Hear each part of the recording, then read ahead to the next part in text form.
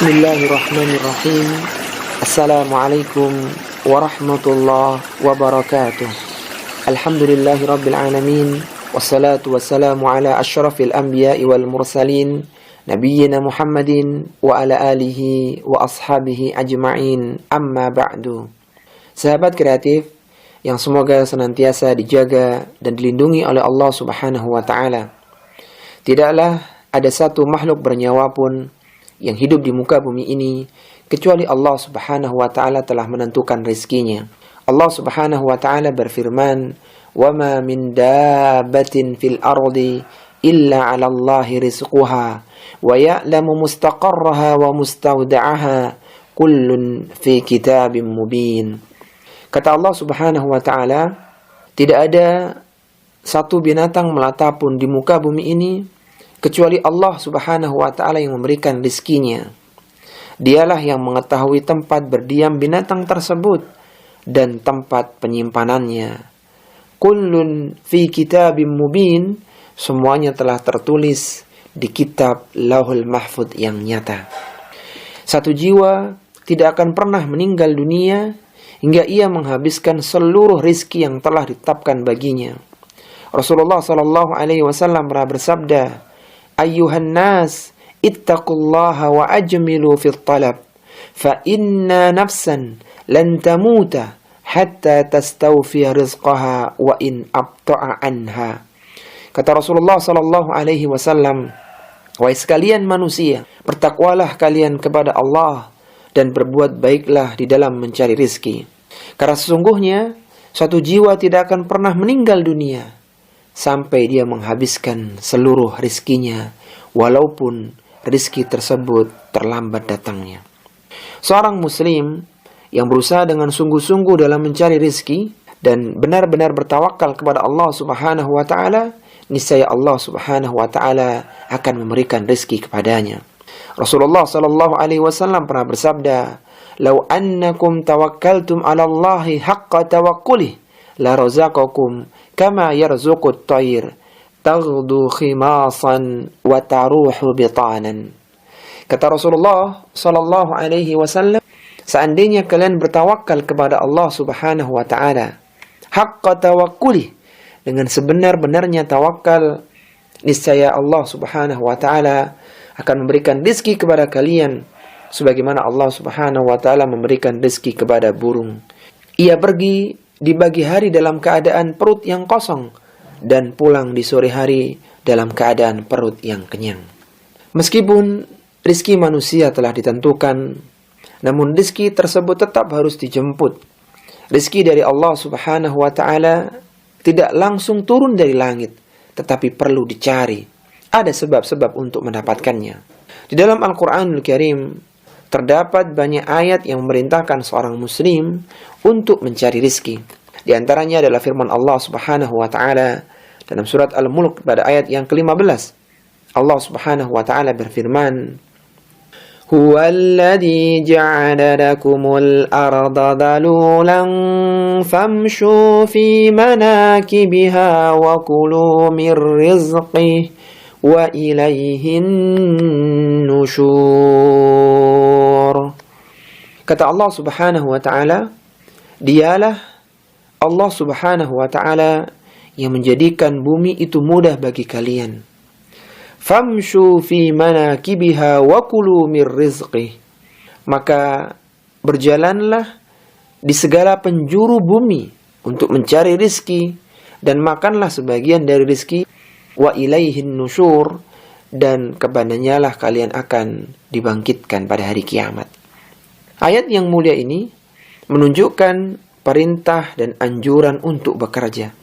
Karena kita diperintahkan untuk berjalan dan memakan rezeki dari Allah Subhanahu wa ta'ala, dan rezeki tidak bisa didapatkan kecuali dengan uang, dan uang didapatkan dengan bekerja.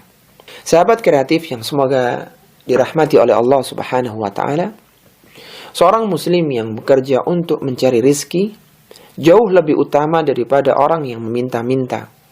Rasulullah sallallahu alaihi wasallam bersabda, "Walladzi nafsi biyadihi la an ya'khudha ahadukum habalahu fayakhtatiba ala dhahrihi khairun lahu min an ya'tiya rajulan fayas'alahu a'tahu aw mana'ahu.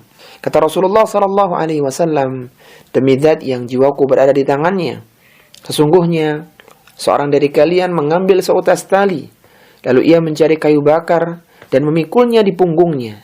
Itu lebih baik baginya daripada seorang yang mendatangi orang lain, dia meminta-minta kepada orang tersebut, baik itu dia diberi ataukah tidak.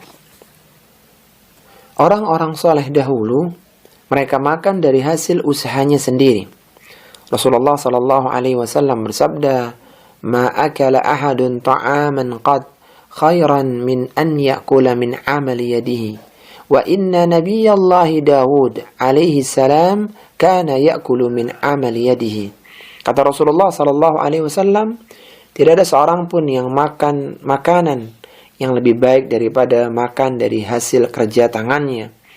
Dan sesungguhnya Nabiullah Dawud alaihi salatu wassalam makan dari hasil usahanya sendiri. Para sahabat-sahabat Nabi adalah orang-orang yang salih dan orang-orang yang semangat di dalam bekerja. Bahkan mereka membenci orang-orang yang pengangguran, yang tidak memberikan kontribusi positif, baik untuk urusan dunianya maupun untuk urusan akhiratnya.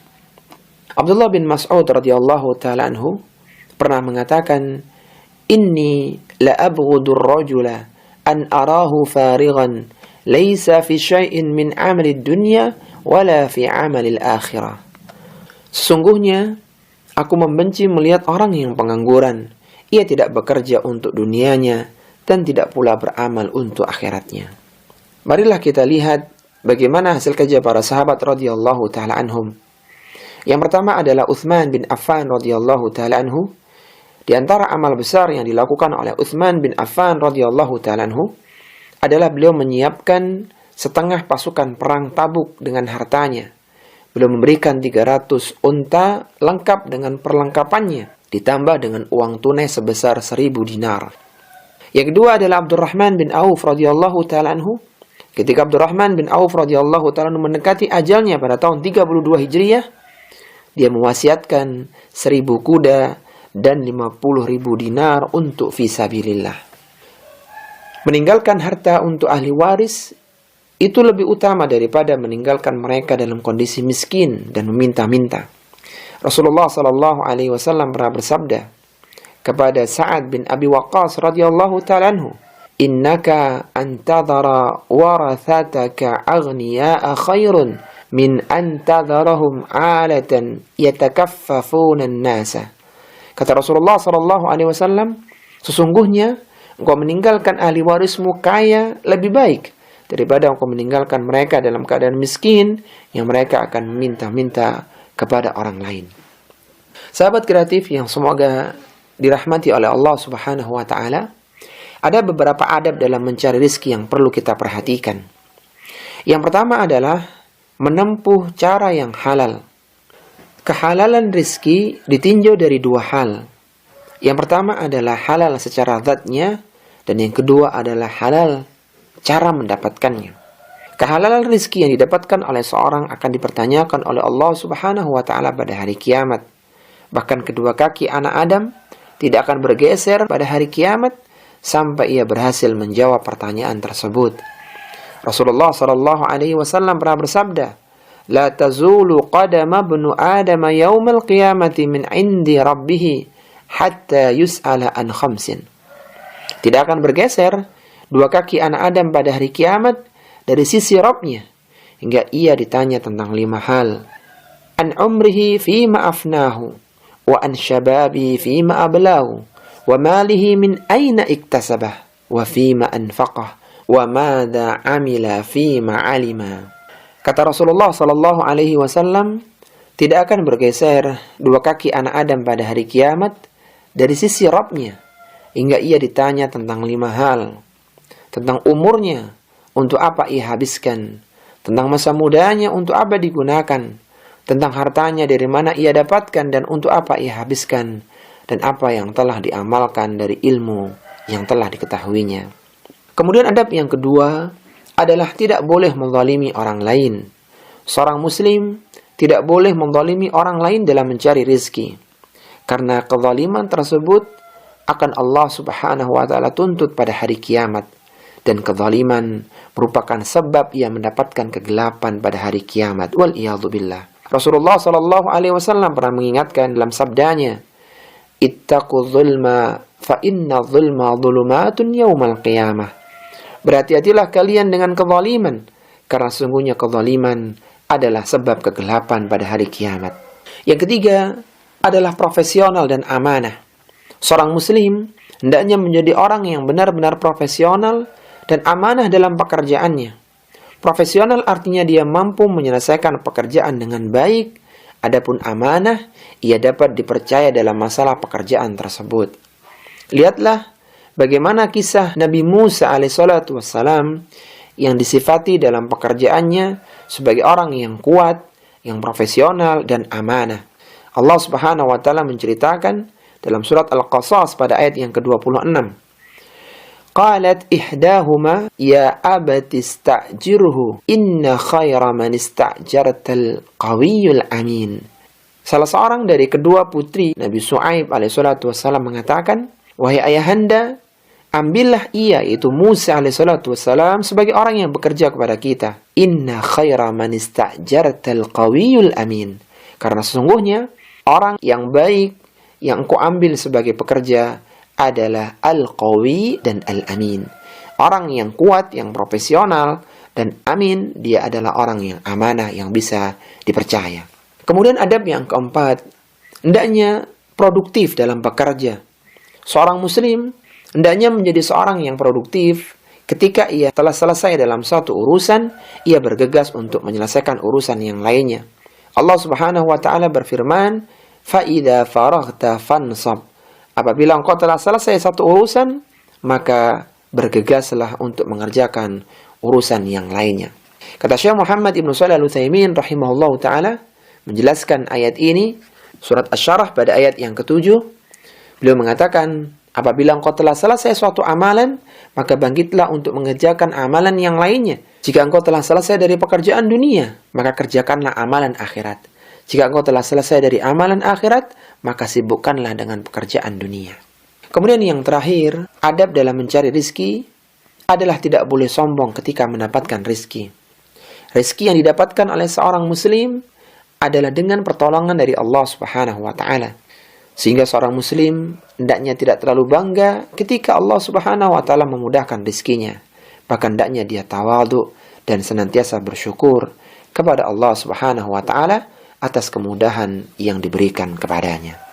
Inilah sahabat kreatif tentang adab dalam mencari rizki. Semoga Allah Subhanahu wa Ta'ala senantiasa memudahkan urusan kita, memudahkan jalan rizki kita, dan kita diberikan taufik untuk menginfakkan harta kita di jalan-jalan kebaikan, menggunakannya pada jalan-jalan yang diridai oleh Allah Subhanahu wa Ta'ala, sehingga melalui rizki tersebut kita mendapatkan banyak kebaikan baik di dunia maupun di akhirat kelak. Wassallallahu ala nabiyyina Muhammadin wa ala alihi wa sahbihi wasallam. Subhanakallahumma wa bihamdika asyhadu an la ilaha illa anta astaghfiruka wa atubu ilaik. Wa akhiru da'wana alhamdulillahi rabbil alamin. Wassalamu alaikum warahmatullahi wabarakatuh.